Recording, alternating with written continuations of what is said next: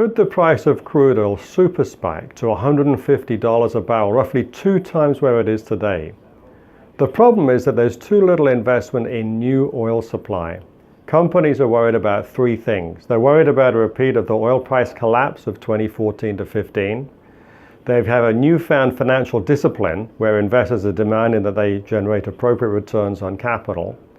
And they're worried about the impact of electric vehicles and at some point us reaching peak demand for crude oil.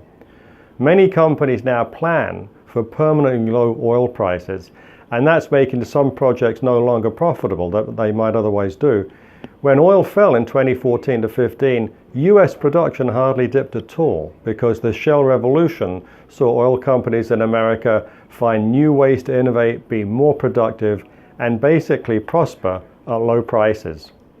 The result is a shift towards smaller projects that are more manageable, with more clearly defined risks, and that pay back more quickly. Short cycle projects, and those projects are very largely found in the United States.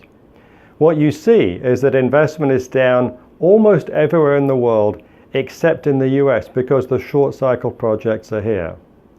At the same time, demand is growing, roughly 1.7 million barrels a day this year and next year. Supply growth is not keeping up. On top of that, you have depletion.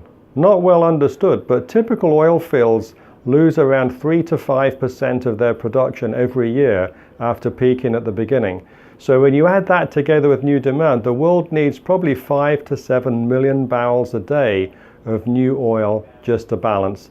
And that's not taking any account of any potential supply disruption from any geopolitical issues to do with Iran or anything else like that. So today oil companies are compensating for these 3 risks, the risks of another drop in prices, their newfound financial discipline, and the fear of electric vehicles.